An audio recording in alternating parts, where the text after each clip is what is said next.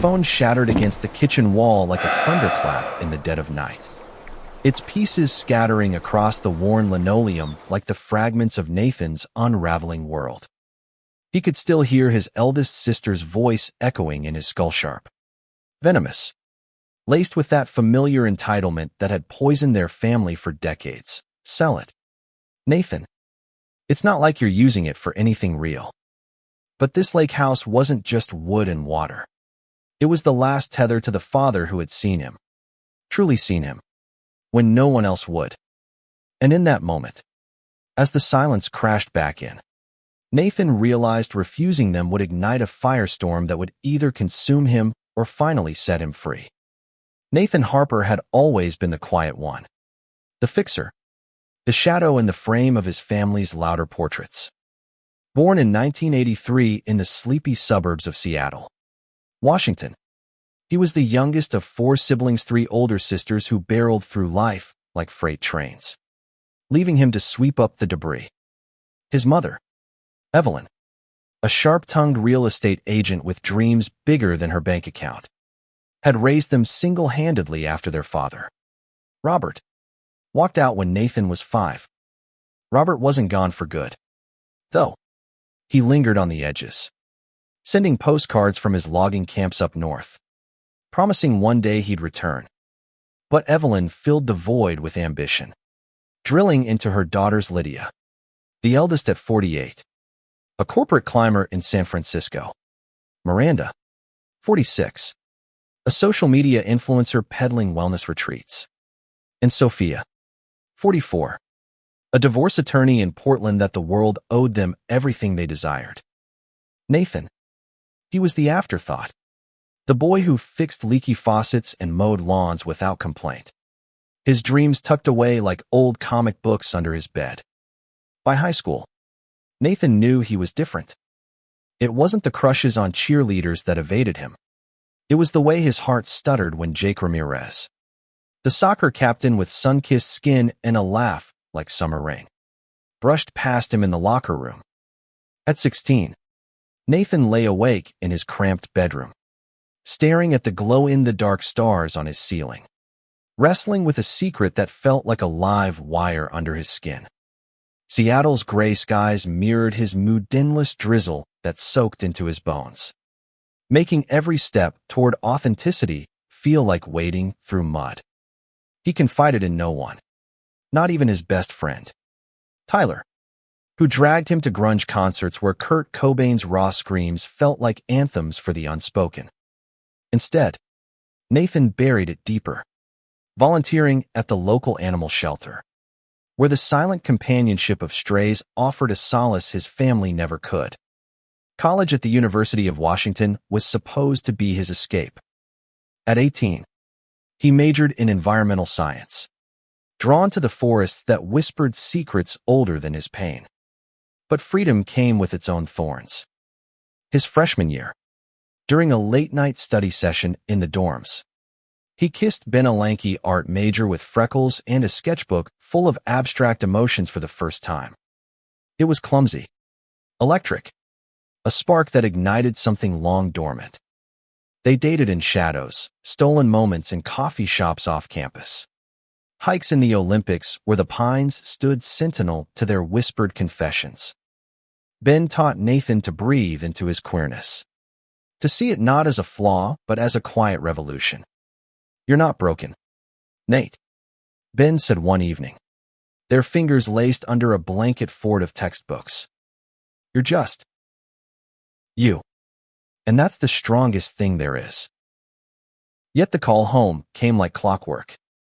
Lydia, ever the matriarch, demanded updates on his progress, her voice crackling over the line from her high-rise office.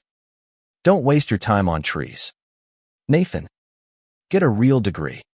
Something that pays." Miranda chimed in via group texts, posting filtered selfies from her yoga retreats, captioning them with platitudes about manifesting wealth. Sophia, the most cutting, emailed articles on family legacy, subtly implying Nathan's aimless path was a burden. He swallowed it all, sending money from his part-time job at a campus greenhouse to help with their mother's mounting medical bills after her diabetes diagnosis. Love, he told himself, was sacrifice. But as graduation loomed in 2005, Ben's transfer to an East Coast school tore the first real rift. Distance doesn't define us, Ben promised at the airport. But the miles stretched into silence. And Nathan's heart learned its first brutal lesson. Vulnerability invited loss. Back in Seattle at 22, Nathan pieced together a life from the scraps.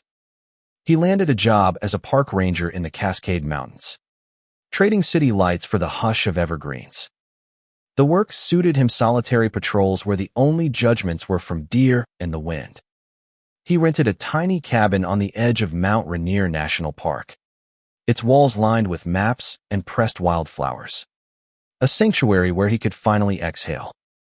There, in the summer of 2006, he met Elias at a trailhead bonfire. Elias was 25, a photographer from Portland with a camera slung over his shoulder and eyes like polished obsidian that saw straight through Nathan's guarded smiles. They bonded over shared hikes.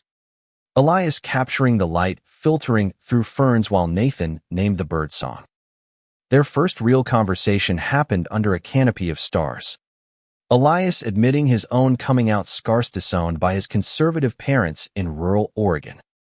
I thought I'd never trust again, Elias confessed, his voice a low rumble against the crackle of flames. But here we are, two queers in the woods, rewriting the story. That summer blurred into autumn in a haze of tentative joy. They built bonfires and futures. Elias's lens immortalizing Nathan's unguarded laughter, a rarity that felt like sunlight breaking through clouds. For the first time, Nathan voiced his dreams aloud, restoring old family properties, creating spaces where people like him could find peace. Elias listened, his hand steady on Nathan's knee. And in those moments, Nathan glimpsed a horizon beyond survival. But family shadows lengthened. Evelyn's health declined, pulling Nathan back to Seattle for weekends of hospital vigils. His sisters hovered like vultures, Lydia calculating inheritance taxes on her phone, Miranda live-streaming healing vibes from the waiting room, Sophia arguing with doctors over bills. Nathan mediated, his voice the glue holding their fraying edges. He's the good one, Evelyn whispered to him one night, her hand frail in his. Don't let them dim your light, baby. By 2008, at 25, Nathan proposed to Elias on a ridge overlooking the Puget Sound, a simple silver band glinting in the dusk. They married in a small ceremony at the courthouse, surrounded by a handful of friends from the local LGBTQ+ centerqueer elders who'd mentored them through pride parades and support groups. It was a defiant act, legal in Washington, but felt like a revolution in Nathan's soul. Elias moved into the cabin, his darkroom filling one corner with the scent of developer fluid. They adopted a rescue dog, Luna, a wiry mutt with one ear flopped sideways, and dreamed of expanding the cabin into a retreat for queer youth escaping small-town judgments. Life wasn't perfect, the economy tanked. Jobs scarce, but it was theirs. Woven from resilience and quiet intimacies, morning coffee on the porch, Elias's head on Nathan's shoulder as they watched fog roll in. Then Robert returned. In 2010, a letter arrived like a ghost from the past, weathered envelope postmarked from a hospice in Bellingham. Their father, ravaged by lung cancer from years in the timber mills, wanted to make amends. Nathan drove north alone, heart pounding like a war drum. Robert lay in a sterile bed, tubes snaking across his chest, but his eyes hazel like Nathan shelled, a clarity that pierced. I left because I was scared, Robert rasped, voice gravel from cigarettes long abandoned. Scared of loving you all right. Scared of my own failures. They talked for hours, Robert confessing regrets, the wife he couldn't provide for, the daughters he spoiled with empty promises. The son he barely knew but sensed was the strongest. This place, Robert said, pressing a key into Nathan's palm. The lake house up in the Cascades, it's yours. Built it with my own hands after I left. A place to heal what I broke. It was a modest cabin on the shores of Lake Wenatchee. Cedar walls weathered by decades. A dock jutting into waters that mirrored the sky. Nathan wept then, not for the wood and waves, but for the father who, in his final breaths, chose redemption over pride. Robert died a week later, in 2010, leaving Nathan the lake house in his will of bequest that bypassed Evelyn and the sisters entirely. The reading in a stuffy lawyer's office in Seattle was a powder keg. Lydia's face twisted like she'd swallowed glass. "This is outrageous," she hissed, nails digging into her leather briefcase. "Dad owed us. After everything we endured because of him." Miranda scrolled her phone furiously, muttering about karmic injustice. Sophia, ever the litigator, leaned forward with a predatory gleam. "We can contest this. Nathan, family assets should be shared."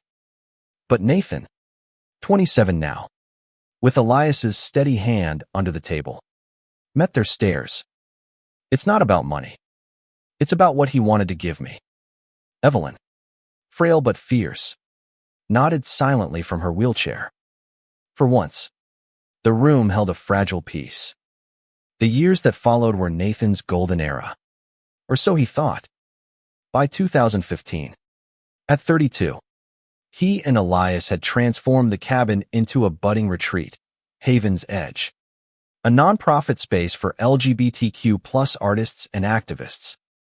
Weekends filled with workshops, poetry slams by the fire pit, photography hikes led by Elias, therapy circles where survivors shared scars under the stars. Nathan quit his ranger job to run it full-time, scraping grants and donations to add solar panels and accessible ramps. Luna romped with guest dogs, her joyful barks echoing off the pines. Elias's photos adorned the walls, portraits of queer elders with eyes like ancient oaks. Young trans kids painting rainbows on the dock. It was a sanctuary, proof that from ashes, beauty could rise. Nathan's sisters kept their distance at first, polite holiday cards masking their simmering resentment. Lydia climbed to VP at her firm. Miranda's retreats boomed on Instagram. Sophia's practice thrived on high-profile divorces. They built empires on the periphery, while Nathan nurtured a quiet revolution. But cracks spiderwebbed. Evelyn's passing in 2018, at 68, from complications of her illness, unearthed old wounds. The funeral in Seattle was a spectacle, Lydia's eulogy a polished monologue on resilience, Miranda's slideshow of filtered memories, Sophia's toast laced with legal toasts to moving forward. Nathan spoke last, voice cracking as he read a letter Robert had left him, words of pride for the son who'd chosen heart over hustle. "Mom saw me too. In her way," he said, glancing at his sisters. "Let's honor that." They nodded through tears, but the air hummed with unspoken accusations. Afterward, over coffee in Evelyn's empty house, the demands began subtly. "That lake place," Miranda ventured. "It's sitting idle half the year. Ever thought of renting it out?" Nathan smiled tightly. "It's for the community now. That's its purpose." By 2022, at 39, the pressure mounted like storm clouds over the lake. Elias, ever the optimist, sensed it first. "They're circling, Nate, like they always do." Their marriage had weathered its own Galisa miscarriage scare when they explored surrogacy. Elias's gallery show flopping amid a pandemic shutdown, but love had deepened, roots entwined like the cabin's floorboards. Nathan ignored the signs, pouring energy into Haven's Edge, expanding to host annual Pride retreats, partnering with Seattle's LGBTQ+ Center for Scholarships. Guests arrived broken and left mended, a non-binary teen from rural Idaho, finding their voice in a writing circle. A lesbian couple from Tacoma renewing vows on the dock. Nathan watched from the porch, Luna at his feet, feeling the weight of purpose settle like a well-worn coat. The explosion came on a crisp October morning in 2023. Nathan's 40th year. He was elbow-deep in repairs, sanding a new deck railing, when his phone buzzed with a group video call. Lydia's face filled the screen first, Miranda and Sophia flanking her like sentinels. "We've been patient, Nathan," Lydia began, her tone boardroom sharp. "But Haven's Edge. It's a hobby. Dad's house is prime real estate waterfront. Views. We could flip it for $2 million easy. Split 4 ways. That's $500,000 each. Think of the stability." Miranda nodded, her wellness guru smile strained. "It's not selfish. It's smart. Mom would want us secure." Sophia leaned in, eyes like scalpels. "Legally, we have grounds to challenge the nonprofit status. Emotional distress from Dad's favoritism. Don't make us go there." Nathan's hands stilled, sawdust clinging to his palms like unspoken grief. Elias appeared behind him, a silent anchor. But Nathan waved him off. This was his war. "It's not about the money," he said, voice steady as the lake's horizon. "Dad gave it to me because he knew what it could be, a place for people like us, who the world tries to erase. You want profit? Build your own. This one's for healing." The line went silent, then erupted. Lydia's accusations flew, "Selfish ingrate. After all we've done." Miranda's tears turned performative. Sophia's threats laced with legalese. "You'll regret this. Nathan. Family first. Always." The call ended in static, but the fallout rippled outward. Hell broke loose in waves. Lydia froze their shared investment account, stranding Nathan's nonprofit funds. Miranda unleashed a subtle smear campaign on social media, cryptic posts about toxic enablers and hoarders of legacy, her followers piling on with assumptions that twisted Nathan's story into villainy. Sophia filed a frivolous lawsuit, claiming undue influence in Robert's will, dragging Haven's Edge into depositions that drained its coffers. Reporters sniffed around, headlines twisting the narrative: family feud over father's fortune, siblings battle for lakefront legacy. Guests canceled, donors wavered, and the cabin, once a beacon, felt like a besieged fortress. Nights blurred into despair. Nathan paced the dock at midnight, Luna whining at his heels, the water's black mirror reflecting a man unmoored. "Why now?" he whispered to Elias, who held him through sobs that racked like fever. "Because they never saw you," Elias murmured, fingers tracing the silver band on Nathan's hand. "But I do. And so do they, the ones who matter." Flashbacks haunted him, boyhood birthdays forgotten amid sisters' pageants, coming out to Evelyn in hushed tones after Ben, her awkward hug the closest to acceptance.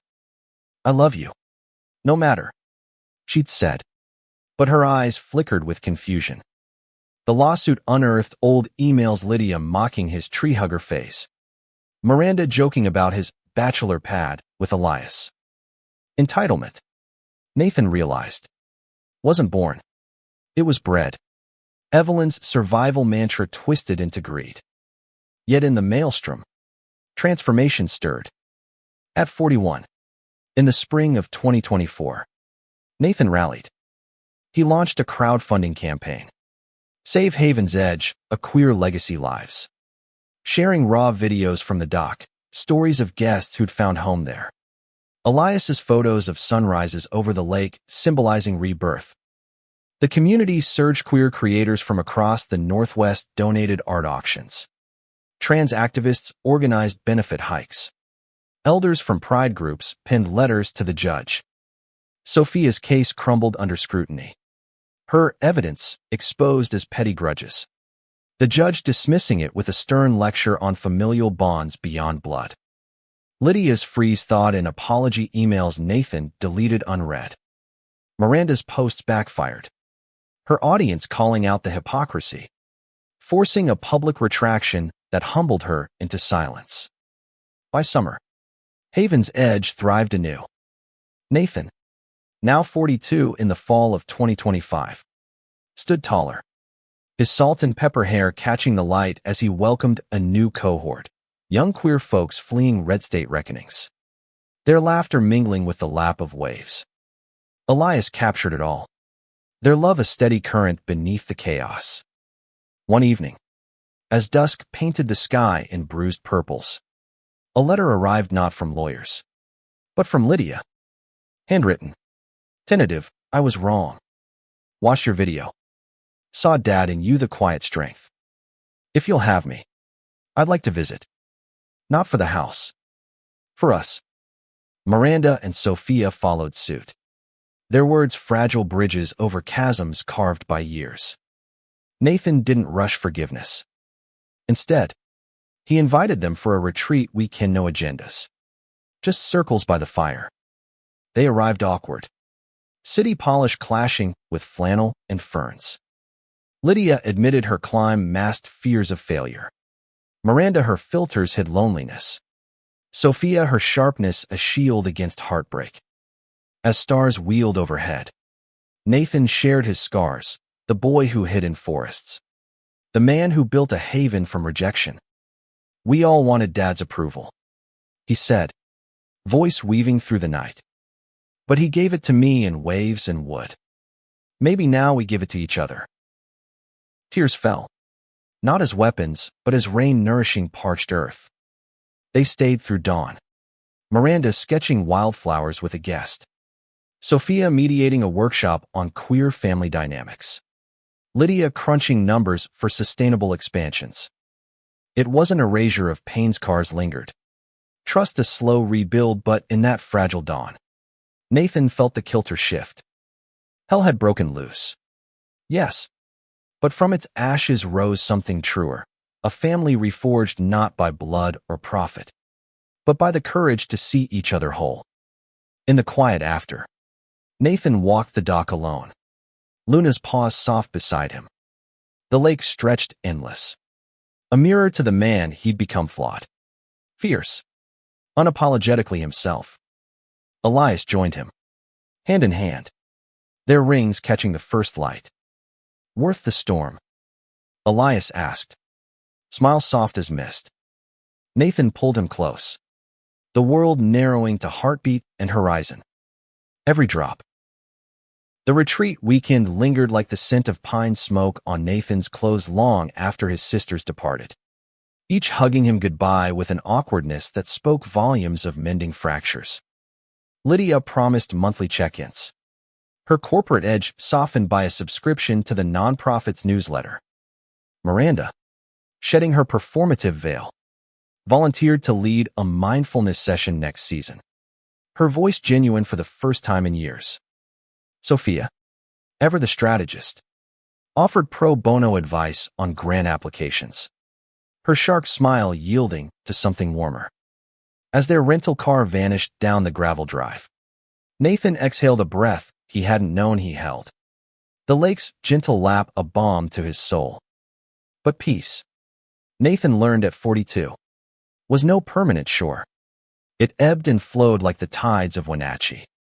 Fall deepened into winter, 2025's chill frosting the cabin windows as Haven's Edge hunkered for hibernation mode. Elias dove into editing a photo book, Echoes of Edge, chronicling the retreat's stories through his lens, a burly bear of a man with tattooed arms recounting his rural coming out. A femme poet with locks cascading like waterfalls reciting verses of reclaimed joy.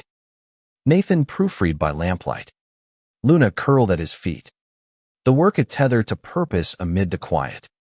Yet doubts crept in nocturnal hours, whispers questioning if the sisters' overtures were genuine or merely tactical retreats. A call from Tyler, his high school confidant turned Seattle barista, shattered the introspection. Nate, you see the post? Tyler's voice crackled with urgency over the line. Miranda had slipped a late-night Instagram story. Wine loosened, venting about ungrateful sibs hoarding dad's guilt trip gift. It was deleted by morning, but screenshots spread like wildfire through queer networks, reigniting old flames. Comments flooded, family drama or queer erasure. Sell it to fund real causes. Nathan's phone buzzed with notifications. Donors pulling back. A scheduled workshop canceling. Elias found him on the porch at dawn, staring at the fog-shrouded lake. It's a setback, not a sink, Elias said, wrapping arms around him. But Nathan's resolve wavered, the weight of isolation pressing like unseen currents. He drove to Seattle that week. The Cascade passes dusted with early snow. Luna's head out the window snuffling crisp air. The city assaulted him, horns blaring. Skyscrapers clawing the sky, a stark contrast to his forested haven. He met Tyler at their old haunt, a dive bar off Capitol Hill where rainbow flags fluttered defiantly. Over greasy fries and IPAs. Tyler laid it bare. Your sisters. They're vultures in yoga pants. But you. Nature the oak they can't uproot. They laughed, reminiscing about grunge gigs and Jake Ramirez's unattainable charm. But Nathan's laughter rang hollow. That night, alone in a motel, he journaled by fluorescent light, entries tracing his arc from shadowed boy to besieged steward. Each line a thread in the tapestry of self. Spring 2026 thawed the literal and figurative ice. At 43, Nathan channeled the backlash into fuel, hosting a resilience rally at Haven's edgy a weekend of talks, art, and bonfires drawing record crowds. Speakers poured in, a trans elder from the 80s AIDS crisis sharing survival hymns, a non-binary activist from Tacoma unpacking intergenerational trauma. Nathan keynote, voice steady as he recounted the siege. They came for the house, but they awakened the home I've built in all of you. Applause thundered. Cameras flashed. And for the first time, Nathan felt seen not as victim, but victor. Elias captured the moment. His photo of Nathan mid-speech, eyes alight, arms open, becoming the nonprofit's emblem. The sisters' responses varied. Lydia arrived unannounced one April afternoon. Briefcase swapped for a thermos of coffee, sitting on the dock as Nathan cast lines into the lake. I told her to delete it, she admitted, voice stripped of armor. Miranda's always been the impulsive one. But seeing your rally online, it hit me. We're the entitled ones. Nate, Dad gave you the house because he knew you'd make it mean something. They fished in companionable silence, her line tangling comically until Nathan untangled Ida, a metaphor unspoken. Sophia followed in May, bringing case files not for battle, but alliance, strategies to fortify the nonprofit against future claims. I've represented enough fractured families, she said over tea in the kitchen. Time I fix my own. Miranda proved the thorniest. Summer swelled with heat. The lake a sapphire mirror under relentless sun. She texted sporadically, apologies emoji-laden, invitations to her retreats vague. Nathan extended an olive branch, a guest spot at the next Pride event. She arrived in flowing linens, her wellness patter grating at first. But as she facilitated a breathwork circle, something shifted. A young attendee, a butch lesbian grappling with familial rejection, broke through tears. How do you forgive when they don't ask? Miranda faltered, her guru facade cracking. Later, by the fire pit, she confessed to Nathan, I envied you. Always have. The freedom to build without chasing likes. Mom pushed us to shine. But you glow. They embraced then, sibling rift narrowing to a scar. By autumn 2026, at 43, Nathan's world had realigned. Haven's Edge expanded, a new bunkhouse funded by a major grant. Dorms named for Robert and Evelyn. Bridges between past and present. Elias's book launched to acclaim. Its pages a love letter to queer endurance. Luna, gray-muzzled now, supervised from her porch throne. The family gathered for Thanksgiving at the lake house, not as conquerors, but kin. Laughter echoed off cedar beams, Lydia recounting boardroom blunders, Sophia debating case law with Elias, Miranda leading a gratitude circle that drew genuine chuckles. Nathan carved the turkey, knife steady, heart full. To second chances. He toasted, glasses clinking like wind chimes. Yet growth demanded vigilance. Winter brought a curveball, a developer sniffing around the lakeshore, whispering buyouts to neighbors. Whispers reached the sisters' old instincts flaring. Lydia emailed first, heard about the offer. Tempting. Nathan replied with a photo, the bunkhouse ribbon cutting. Faces diverse and radiant. Tempting. Nah. This is home. She backed off, pride swelling instead of greed. The threat fizzled. Community petitions quashing it like mist in morning sun. Into 2027. Nathan turned 44. His body a map of middle-aged knees creaking on hikes. Laugh lines deepening like beloved rivers. He mentored a young ranger, Alex, a queer kid fresh from college with wide eyes and wider dreams, passing the torch of stewardship. Elias, silver threading his temples, plotted a joint exhibit, Waters of Us, blending photos and environmental essays. Their love, tempered by tempests, burned brighter intimate evenings where hands mapped familiar terrains. Conversations delving into legacies unborn but imagined. The true test came in June. Pride Month cresting like a wave. A national news outlet profiled Haven's Edge, dubbing it the queer cabin that conquered kin. Interviews unearthed raw truths, Nathan's boyhood isolation, the will's revelation, the lawsuit's sting. His sisters, invited to contribute, did so halting Lydia praising his unwavering vision. Miranda sharing her journey to allyship. Sophia admitting, I fought the wrong battles. Airing on morning shows. It humanized them all. Viewers flooding with messages of solidarity. Nathan watched the segment from the dock. Elias beside him. Luna's head in his lap. Hell broke loose. He murmured. But look what rose from it. Elias squeezed his hand. Us. Always us. As fireworks bloomed over the lake for a private pride party. Guests dancing under strings of lights. Nathan felt the arc complete, from shadowed youth to luminous elder. Entitlement's storm yielding to empathy's shore. Summer 2027 unfurled like a banner of possibility. The lake house pulsing with life as Haven's Edge hosted its largest retreat yet, Roots and Rainbows. A week-long gathering for queer families chosen and blood-navigating reconciliation. Nathan, at 44, orchestrated it with the precision of a conductor. His days a blur of schedules and smiles. Mornings began with yoga on the meadow. Miranda guest-leading sessions that blended her wellness flair with genuine vulnerability. Her voice cracking on cues about releasing ancestral grudges. Afternoons brimmed with panels, Lydia moderating a talk on corporate allyship. Her questions probing yet kind. Sophia facilitating legal clinics on adoption rights for LGBTQ+ parents. Evenings closed with bonfires. Stories circling like fireflies' tales of disownment and homecoming that mirrored Nathan's own. He moved among them like a quiet force. Refilling water pitchers. Adjusting mics. His presence a steady hum. But beneath the bustle, introspection stirred.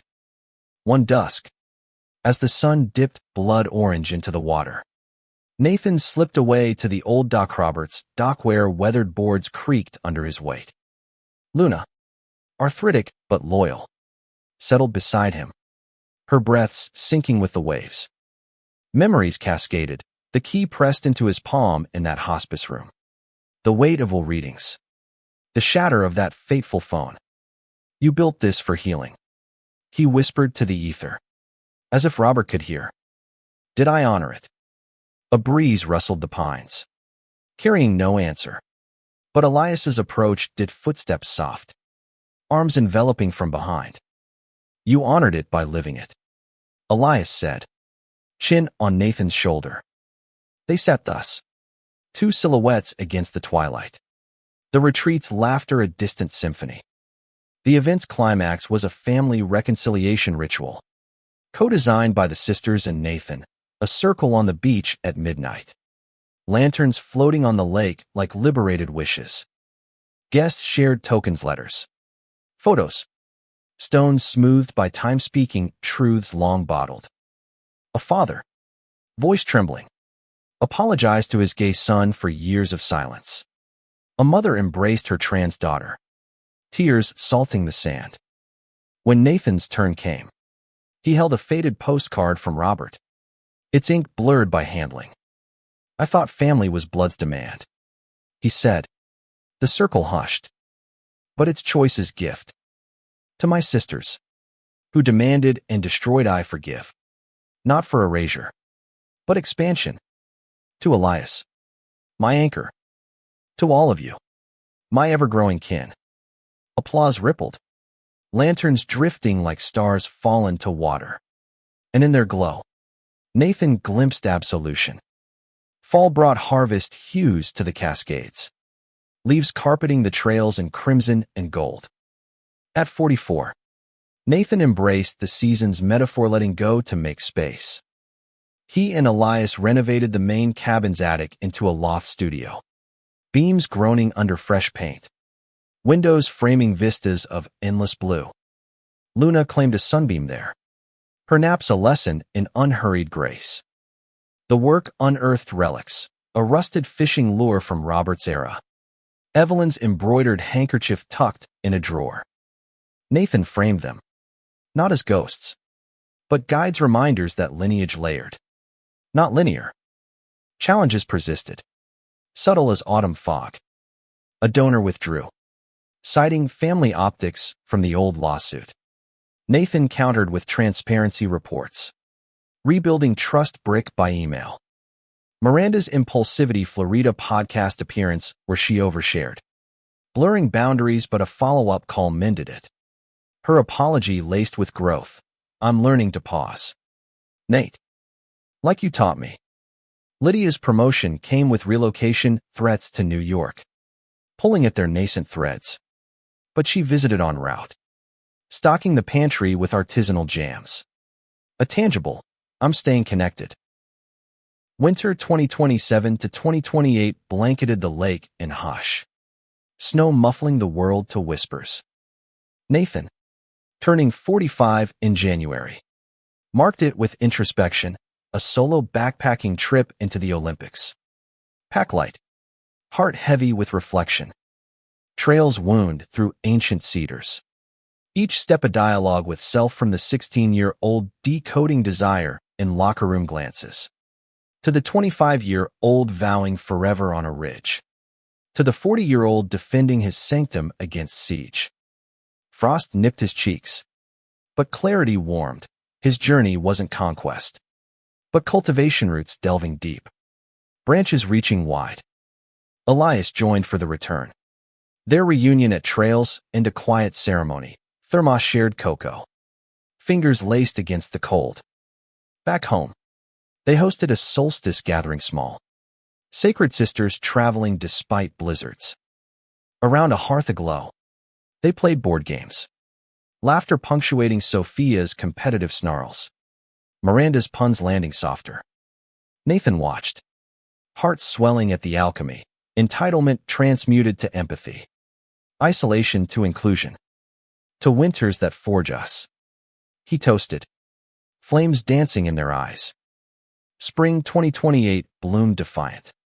Crocuses pushing through snowmelt as Haven's Edge announced expansions, satellite programs in Seattle. Partnerships with indigenous queer collectives honoring the land's first steward, Salish and Duwamish elders sharing stories of resilience. Nathan, at 45, co-authored a grant proposal with Lydia's financial acumen. her spreadsheets a bridge to his vision. The funding flowed, a river replenishing parched efforts. Yet the past echoed.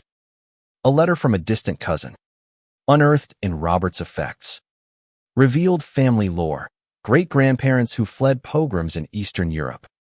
Building lives on American soil, with queer secrets buried like heirlooms.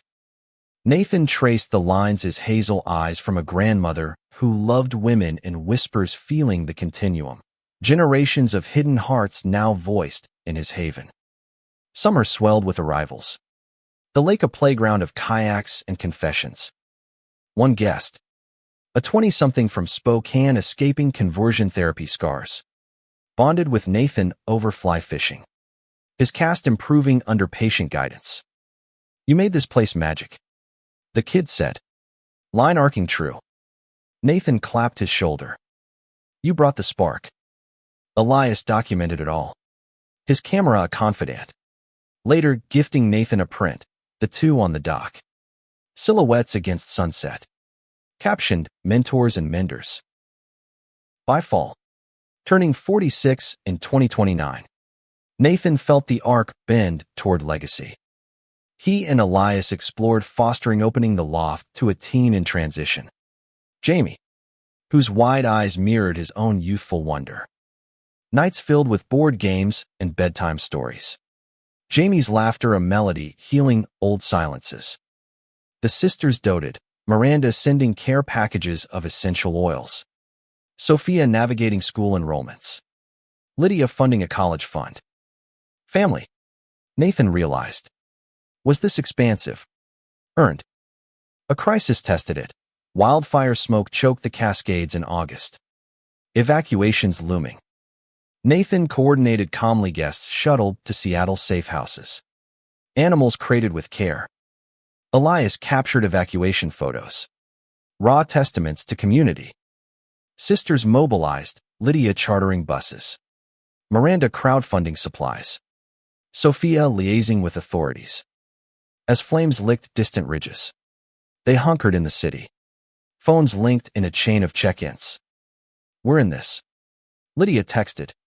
Simple words heavy with import. The fires spared the lake house. Autumn rains dousing the threat. Returning, Nathan walked the singed edges. Luna sniffing charred underbrush. Renewal steered replanting saplings with Jamie. Each spade a vow to endure.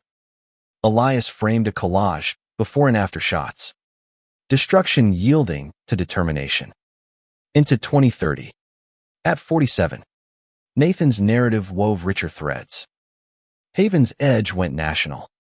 Chapters sprouting in Portland and Boise. His story anthologized in queer memoirs. Sisters integrated deeper, joint holidays at the lake. Thanksgivings where recipes blended Devlin's stuffing alongside Elias's paella. Miranda authored a book on familial forgiveness, crediting Nathan's grace. Sophia specialized in queer estate planning. Lydia sponsored corporate pride initiatives. Yet Nathan guarded his core, the quiet man who found voice in refusal. Evenings on the porch. Elias's head on his lap. Luna dreaming at their feet. He pondered the hook that started it all, that shattered phone. The demand that birthed defiance. Hell broke loose. He murmured one starry night. And heaven followed. Winter 2030 wrapped the lake in crystalline hush. Snowflakes drifting like unspoken prayers as Nathan, at 47, contemplated the inexorable march of time. Jamie, now 18 and blooming into their non-binary self with piercings glinting like stars, had moved to community college in Seattle. But weekend visits filled the loft with youthful energy debates over queer theory texts. Jam sessions on a battered guitar Elias had salvaged. Nathan cherished these, his role shifting from guardian to guide. Watching Jamie navigate crushes and crises with a resilience he'd helped instill. The new year dawned with a milestone, the 20th anniversary of Robert's passing. Nathan planned a memorial hike, not somber, but celebratory, inviting sisters, Elias, and a cadre of Haven alumni. They ascended a nearby ridge at dawn. packs laden with Robert's favorite scotch and stories. Lydia, softened by years, shared a rare vulnerability, Dad's postcards. I hoarded them like treasures, but never wrote back. Afraid of the mess. Miranda nodded, passing a flask. Me too. Thought perfection was the key. Sophia, trail boots scuffing earth, added. I sued to control the chaos. Irony. Huh. At the summit. Wind whipping cheeks rosy. Nathan scattered wildflower seed symbols of Robert's logging legacy turned legacy of life. To the man who gave unevenly, but loved wholly, he said, voices joining in echo. Spring thawed revelations. A box from Evelyn's attic, forwarded by a neighbor. Yielded diaries yellowed pages chronicling her single mother grit, laced with laments for the son she couldn't quite reach. Entries on Nathan's wedding. My boy found his light. Wish I shone brighter for him. Tears blurred ink as he read aloud to Elias. The words a delayed embrace. They archived them in the cabin's growing museum wing, a space for guests to deposit their own history's letters from estranged parents. Pride pins from first marches. At 48 in 2031, Nathan's body reminded him of mortality, a knee twinge from old hikes. Grays threading thicker. He embraced it, starting a wellness regimen with Miranda's retreat's gentle yoga by the lake, breaths syncing with waves. Elias, his mirror in aging grace, joined. Their mats side by side, laughter bubbling when poses faltered. We're silver foxes now, Elias quipped, earning a playful shove. Love, Nathan mused. Was this evolution familiar paths trod deeper? Challenges evolved too. Economic dips squeezed grants, forcing belt tightening. Nathan rallied donors with virtual tours. Elias's videos painting the lake house as lifeline. Sisters stepped up, Lydia's network unlocking corporate matches. Sophia streamlining bylaws for efficiency. Miranda's platform amplifying calls. A viral thread Miranda interviewing Nathan on From Feud to Family garnered millions of views. Donations surging like spring freshets. Summer brought expansion pains. The Portland chapter hit snags with local zoning. Echoes of Nathan's own battles. He traveled south, mediating with officials, his voice carrying weight from years of advocacy. Over diner coffee with the chapter lead, a fiery dyke named Riley. He shared the lawsuit lore. They came for the deed. I kept the dream, he said. Riley's eyes sparked. Then we'll build unbreakable. Back home. Success wired through permits granted. Ground broken on a satellite dock. Fall harvested abundance. Jamie returned for Harvest Fest, introducing a partner, Kai, a soft-spoken artist with sketches of the lake in their portfolio. Nathan and Elias hosted a welcome dinner. Sisters zooming in from coasts, toasting with cider. To new branches, Sophia said, her screen glitching charmingly. As leaves swirled, Nathan reflected on arcs, his sister's transformations from demanders to doers. Entitlement yielding to empowerment.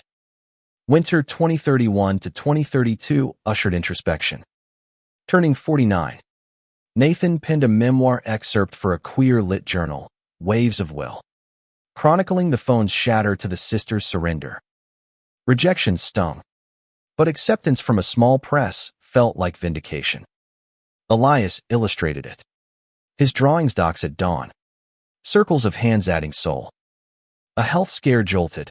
Elias's routine check revealed early prostate whispers. Treatable, but sobering. Nathan held vigil through scans, his world narrowing to waiting rooms and reassurances. Sisters descended, Lydia flying in with meal trains. Miranda sending meditation apps. Sophia researching trials. We're your net, Lydia said, squeezing his hand in the hospital cafe. Remission came swift, but the scare etched deeper bonds.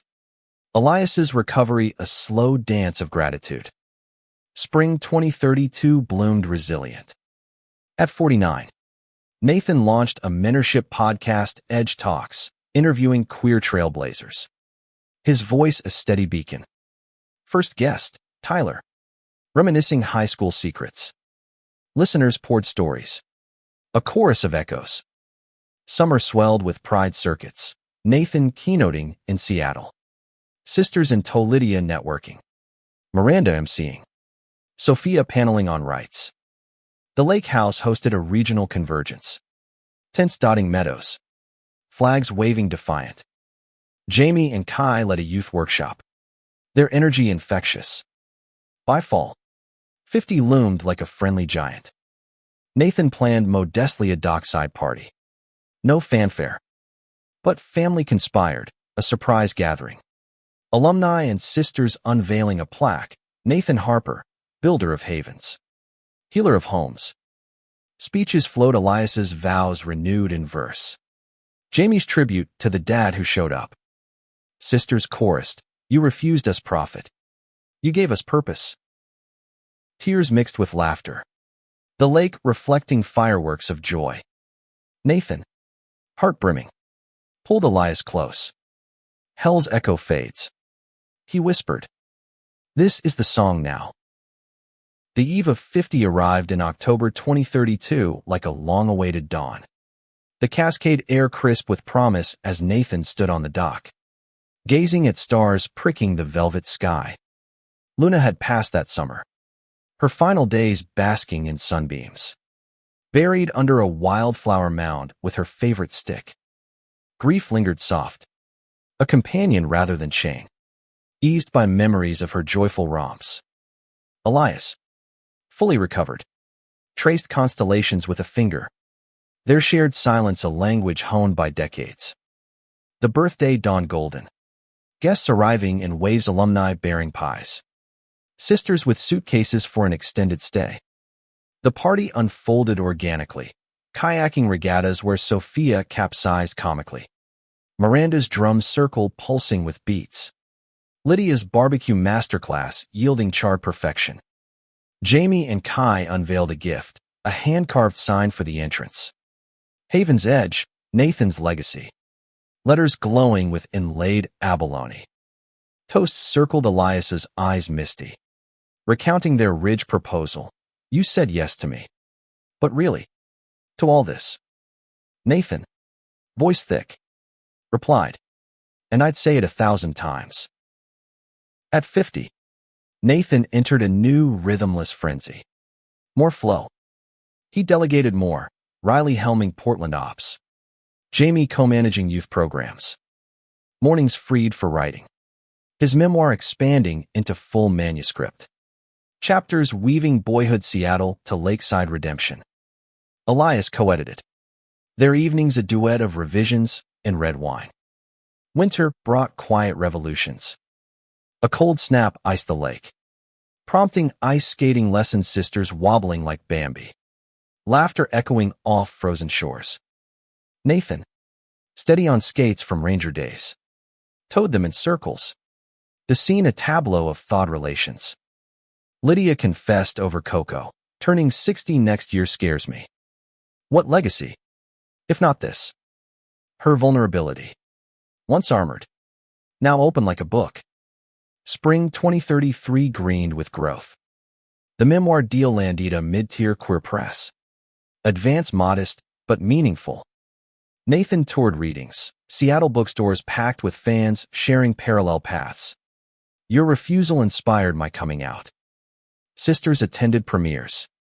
Miranda live tweeting highlights. Sophia debating lit agents post-event. Summer tested depths. A national backlash brewed conservative outlets twisting Haven's story into woke favoritism. Petitions to revoke nonprofit status. Echoes of the lawsuit chilled Nathan's spine.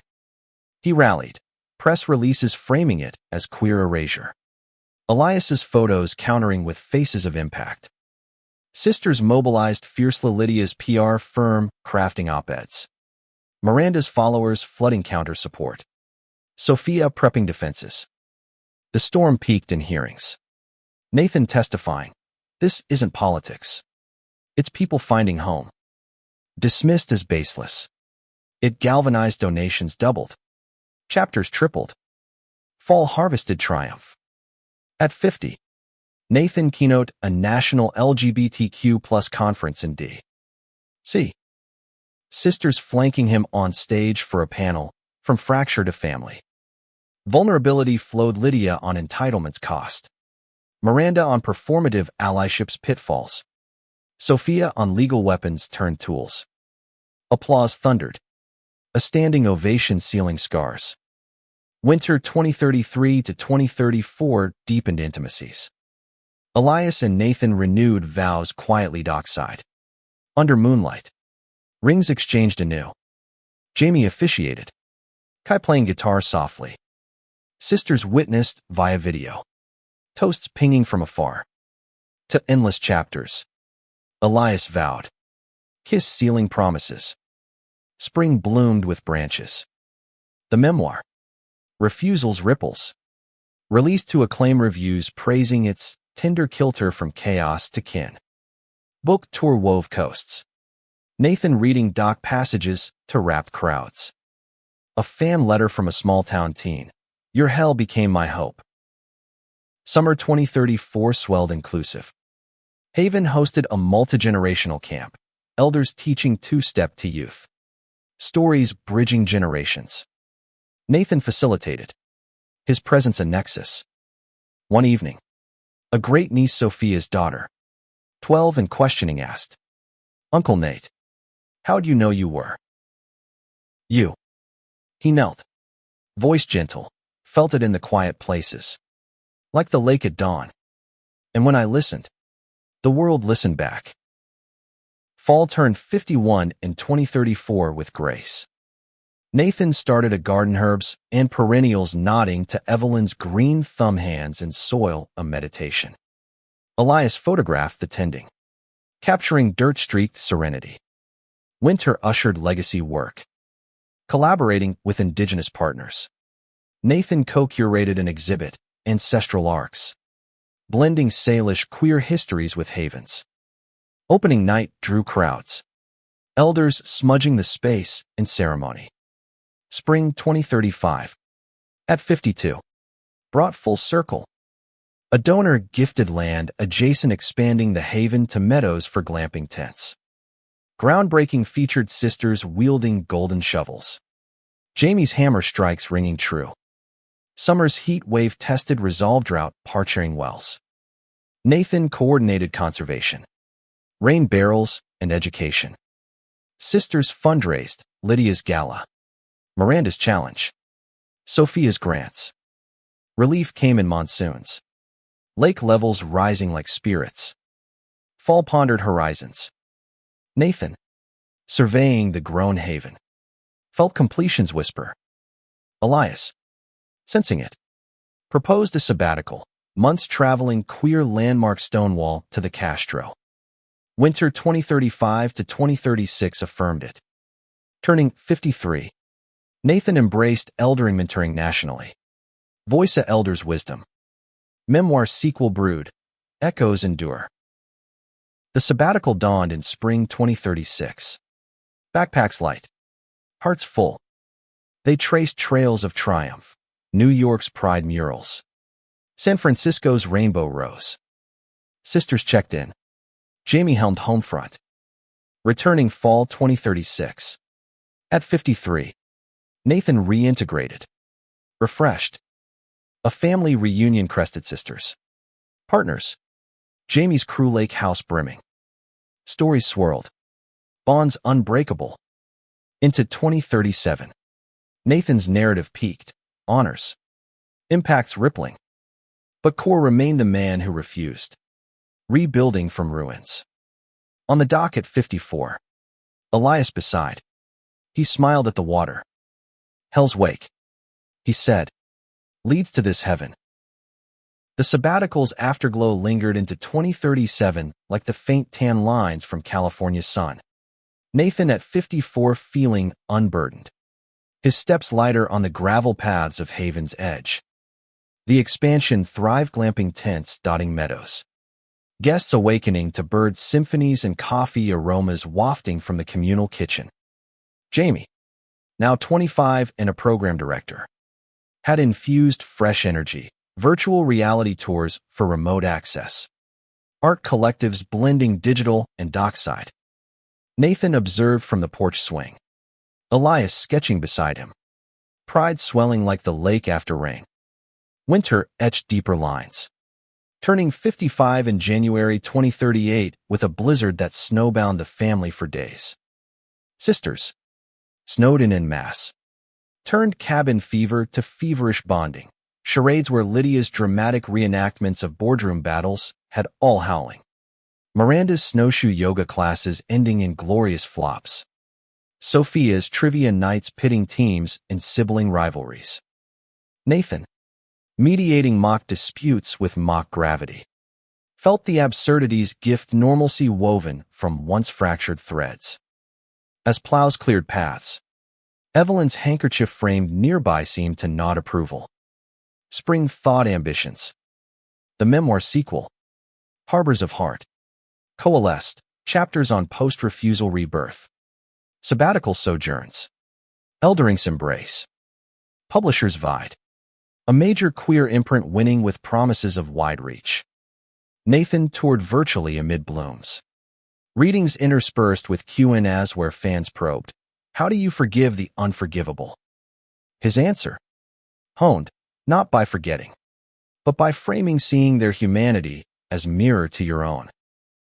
Summer 2038 crested with Controversy's Cousin, a viral documentary pitch on Haven's saga. Filmmakers approaching with earnest eyes. Nathan vetted cautiously, insisting sisters' inclusion. Production unfolded intimately, cameras capturing Doc Dawn's bonfire confessions. Lydia's on-camera candor stunned. I demanded profit because I feared poverty of soul. Miranda's tears during a yoga flow. Sophia's courtroom flashbacks recast as redemption arcs. Nathan's narrative anchored. Refusal wasn't rebellion. It was revelation of self. Of kin. Fall premiered the doc at a Seattle Film Fest. Red carpet a queer quilt of supporters. Reviews hailed it a tender tempest. Awards trickling audience choice. Jury nod. Streams surged. Impacts amplifying. Inquiries from global chapters. Teens citing it as lifeline. Winter 2038 to 2039 deepened domestic joys. Elias and Nathan adopted a kitten-whiskered mischief named Echo, scampering after Luna's ghost. Jamie proposed to Kai at the dock, rings glinting like Robert's key. Nathan officiating with vows echoing his own. Spring 2039. At 56. Brought branching pains. A chapter in Boise faced backlash, local council balking at alternative lifestyles. Nathan flew in, testifying with Elias's slides, faces transformed. Stats of healing. Victory came narrow, but sweet permits passed. Tents rising. Summer swelled with weddings. Jamie and Kai's ceremony, a Haven highlight. Lake lapping vows. Guests two-stepping under lanterns. Sisters maid of honored, Lydia's speech witty. Miranda's officiant flow serene. Sophia's legal blessings ironclad. Fall turned 57 in 2039 with harvest moon magic. Nathan planted a memorial orchard trees for Robert. Evelyn. Luna fruits promising future feasts. Elias photographed saplings. Time-lapse of growth mirroring theirs. Winter ushered honors. A Lifetime Achievement Award from the National LGBTQ+ Task Force arrived. Gala in D.C. Drawing sisters east. Nathan's acceptance, from a shattered phone to this stage gratitude to those who broke and those who bound. Spring 2040 greened with global echoes. The doc inspired international havens Canada's coasts. Australia's reefs Nathan consulting via Zoom. Voice a transatlantic thread. Summer's heat forged alliances. Collaborating with climate queer activists. Haven hosted eco-retreats, trail cleanups. Solar workshops. Nathan kayaked with elders. Paddles dipping in unison. Fall. 58 in 2040. Pondered succession. Mentoring a rising star. Lena, trans woman with vision vast, as the Lake Nathan scripted handovers. Ensuring the edge endured. Winter 2040 to 2041 blanketed reflection. Memoir sequel launched. Bestseller lists blushing queer. Tour anecdotes filled journals. A fan hug in Chicago. You gave me words for my silence. Spring 2041. At 59. Brought full bloom. Orchard fruits ripened. Family picnic under Bowsister's grandkids toddling. Jamie's twins cooing. Laughter layered. Generations overlapping. Summer crested challenges. A cyber attack hit servers' donor data exposed. Nathan coordinated restores. Sophia's cybersecurity firm swooping.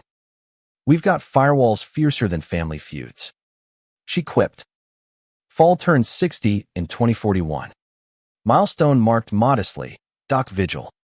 Elias's poem recited. Sister's video montage of decades. To the man who held the line.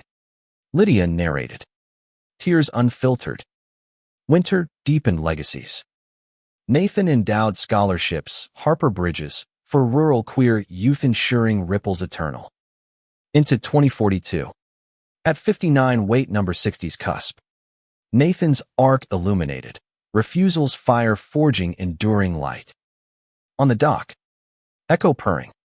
Elias near. He breathed the horizon. Hell's legacy. He smiled. Is love's loudest echo. The orchard's first full harvest in autumn 2042 painted the lake house grounds in amber abundance. Apples thudding softly to earth as Nathan. Freshly 59 weight. Turning 60 that October. Orchestrated a cider press party. Grandkid Sophia's twins. Boisterous at 5. Miranda's toddler with curls like wild vines swarmed the presses. Sticky fingers painting chaos. Sisters directed with varying success. Lydia's efficiency yielding neat cues. Miranda's mindful mashing dissolving into giggles. Sophia's legal limits on sugar intake ignored amid joy. Elias manned the grill. Smoke curling like old stories. While Jamie and Kai wrangled their own wee ones. A new baby bundled in Kai's arms. Nathan waded through the fray. Cider mug in hand. Heart a vessel overflowing. At 60. Nathan embraced the number nada's decline. But depth wisdom's weight lightened by laughter's lift. Mornings now included knee braces for hikes. But vistas felt vaster. Each pine a pal to decades danced. He journaled prolifically, entries on Eldring's gifts. The subtle art of release. Winter 2042 to 2043 snowed solitude's gift. With grandkids sledding nearby. Nathan and Elias retreated to the loft. Echo curled between. Plotting travels and new gentler jaunts to queer archives in Provincetown. Sisters joined virtually for game nights. Pixels bridging miles. Spring 2043 thawed tributes. The Task Force Award evolved into a namesake fellowship. Nathan Harper Resilience Grants, funding emerging leaders. Ceremony in Seattle drew throngs. Nathan bestowing first checks with trembling pride. You are the waves I dreamed. Summer swelled with sabbatical echoes. A European leg beckoned Amsterdam's canals. Berlin's memorials Nathan and Elias wandering hand in hand. Collecting queer lore for Haven curricula. Postcards winged home, to sisters. Learning forgiveness across oceans. Fall. 61 in 2043. Harvested Memoirs, Third Act. A graphic novel adaptation of Refusal's Ripples launched. Elias's photos inked to life. Book tour hybrid virtual docs. Live readings drew intergenerational crowds. Winter ushered intimacies. A family history project coalesced, digitized diaries. Oral tales recorded. Grandkids interviewed Nathan. Tell the phone story. Papa Nate. His rendition. Embellished with sound effects. Etched eternal. Spring 2044. At 61. Branch bold. Haven acquired waterfront in the San Juan's sister site, Elias's Inlet, for coastal retreats. Groundbreaking streamed globally. Sisters shoveling virtual dirt.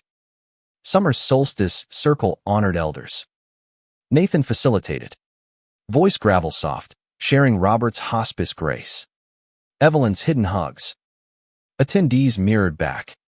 A chorus of continuance. Fall turned 62 in 2044 with quiet quests. Nathan took up birding binocs slung. Trails trod slow Elias sketching avians mid-flight. Discoveries dotted journals, a rare owl. Symbol of wisdom's watch. Winter 2044 to 2045 blanketed benevolence. Endowments grew. Chapters global Tokyo tea houses. Cape Town communes. Nathan consulted from armchair. Legacy laptop glowed. Spring 2045 greened with grand gestures. A documentary sequel pitched, ripples renewed, focusing forward arcs. Sisters start anew. Evolved narratives. Summer crested culminations. Jamie ascended to executive director. Nathan advisory elder. Transition tea on the dock. The edge was yours. Now it's ours. Jamie said. Hug fierce. Fall. 63 in 2045. Pondered pauses. Nathan and Elias wintered South Palm Springs queer scene. Poolside philosophies. Sisters visited. Tans and talks blending. Winter 2045 to 2046 deepened devotions. Vows renewed triannually now. This one beachside waves crashing covenants. Spring 2046. At 63. Bloomed bequests. Will revisions with Sophia, assets to Haven. Rings to Jamie. Letters to sisters. Not end. He quipped. Encore. Summer's symphony swelled. Global summit at main edge leaders converging. Nathan's keynote. From one refusal. A world welcomed. Fall turns 64 in 2046. Harvest heartfelt. Orchard feast. Generations gathered. Toast timeless. Winter ushered wonders. A great-grandchild announced Miranda's line Nathan's eyes misting at ultrasounds. Into 2047. At 64. Nathan's light dimmed not dock dawns brighter. Elias eternal. Family fractal. Hell's hush. Heaven's hum, a life refused. Redeemed. Resounding. Dawn crept over Lake Wenatchee in the spring of 2047 like a gentle confessor, painting the water in hues of rose and resolve as Nathan Harper. At 64. Laced his boots for what felt like the 1000th trail ascent. The ache in his joints was a familiar companion now. Each step a negotiation with gravity. But the air crisp with pine and possibility infused him with the vigor of youth reclaimed. Elias. 67 and silver-maned as a winter fox. Waited at the trailhead. Thermos steaming. His smile the sunbreak to Nathan's every morning. Echo the cat, twined ankles. A black and white sentinel. While in the distance, the hum of Haven's edge stirred staff prepping breakfast for early arrivals. The nonprofit's pulse steady under Jamie's stewardship. The years since the orchard harvest had layered like sedimentary rock, each stratum rich with revelation. At 64, Nathan's role had evolved into that of sage emeritus advising from the porch. His voice a low timbre in board meetings. Wisdom dispensed in anecdotes rather than edicts. The global chapters flourished, Tokyo's Zen gardens for meditative circles. Cape Town's vibrant vimbuzels blending ancestral rhythms with pride anthems. Letters arrived weekly scan now. For arthritic hands from far-flung beneficiaries, a trans elder in Sydney crediting a grant for her transition. A rural Canadian dad finding footing post coming out thanks to a podcast episode. Nathan read them aloud to Elias over evening tea. His hazel eyes misting. The words a balm to the boy who'd once hidden in forests. Family orbits tightened. Orbits of blood and choice intertwining like vines on the cabin's trellis. Sophia's twins. Now 10. Spent summers coding apps for Haven's virtual tours. Their Aunt Sophia beaming at their litigator logic. Miranda's grandkids. Wild-hearted at 7 and 4. Led mindful mischief hunts, turning the meadows into treasure maps of empathy exercises. Lydia. Retired at 70, but busier than ever with philanthropic boards. Wintered annually. Her high-rise swapped for flannel. Crunching numbers for expansions while debating philosophy by the fire. Jamie and Kai's family wins at 3. The baby now a toddler-filled weekends with chaos and cuddles. Kai's art adorning walls. Jamie's directives echoing Nathan's wants. Elias remained the constant current. Their love a river carving canyons of comfort. Health check-ins were biannual rituals, now Nathan's knees scoped. Elias's heart monitored, but remissions and recoveries had forged unbreakable resilience. They traveled sparingly, a fall foliage drive through Vermont's queer BNBS. Hands laced over gear shifts. Reminiscing ridge proposals and dockside dances. Echo, graying at the whiskers, claimed their laps. Purring sagas of contentment. Yet shadows lengthened. Not in malice, but mortality's murmur. Robert and Evelyn's anniversaries passed with toasts and tears. Diaries digitized for grandkids' edutainment. Luna's mound sprouted perennials. A pollinator haven buzzing with life. Nathan penned final chapters for a legacy volume, Whispers from the Edge, compiling unpublished essays. Elias's photos. Family contributions. Sisters contributed forewords. Lydia's on Prophet's Poverty. Miranda's on Presence over Pose. Sophia's on Justice's Quiet Kin. Summer 2047 crested with a global convergence haven's Silver Jubilee. Delegates from 20 chapters converging on Wenatchee. Nathan keynote under a canopy tent. Voice carrying over lake breezes, 25 years ago. A refusal rippled. Today, those waves wash worlds with welcome. Panels pulsed. Indigenous elders on land love. Youth on digital defiance. Sisters on sibling salvation. Bonfires blazed nightly. Stories spiraling like sparks, tales of triumphs over tempests. Much like Nathan's own. Fall turned 65 in 2047 with a whisper of wonder. A meteor shower party drew all grandkids tracing streaks. Elders sharing star lore. Nathan, blanket wrapped with Elias. Felt the cosmos comment, brief burns. Eternal light. Winter 2047 to 2048 blanketed benevolence. Nathan endowed an oral history archive, Voices of the Veranda, recording queer elders worldwide. First sessions, his own. Voice steady on the shatter. The siege. The serenity. Spring 2048 greened with goodbyes soft. Echo faded gently. Buried beside Luna. A pauperant stone marking her mischief. Grief bloomed brief. Eased by a litter of Foster's kittens tumbling. Life looping. Summer swelled symphonies. The archive launched. Streams echoing Nathan's tones to Tokyo and beyond. A fan pilgrimage arrived. A bus of memoir readers. Hugs and hearth circles healing. Fall. 66 in 2048. Harvested harmonies. Orchard yields peaked. Cider festivals family fueled. Grandkids pressing with glee. Winter ushered unscripted. A mild flu felled Nathan, briefly coughing spells. Hospital haze, but sisters swarmed. Broth and banter his cure. Can't leave us yet. Lydia teased. Fluffing pillows. Spring 2049. At 66. Branched boundless. A UN panel invite. Queer resilience globally. Nathan spoke virtually. Ripples International. Summer solstice honored handoffs. Lena, his protege, took advisory helm. Nathan retreated to pure creation poems penned dockside. Fall turned 67 in 2049. Legacies luminous. Whispers published. Bestseller balm. Tours twilight timed. Winter 2049 to 2050 deepened dawns. Turning 68. Wait. 67's close Elias's 70th. Celebrated lakeside. Nathan's surprise symphony, strings under stars. Into 2050. Nathan at 67 felt the finale's faint Q-not end.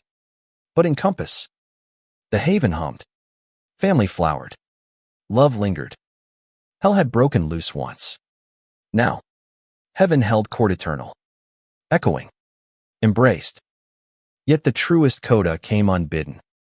In a quiet July dawn of 2050. Nathan, 67, woke to Elias's stir. The loft sun-dappled. They walked the dock. Hands clasped. Lake lapping lullabies. Grandkids splashed distant. Sisters' voices on breeze-born calls. Worth it all? Elias asked. Echo of old queries. Nathan turned. Eyes meeting like first sight. Every shatter. Every storm. For this. And in that breath. The story seal not with period. But pause. A life of refusal redeemed. Ripples resounding forever.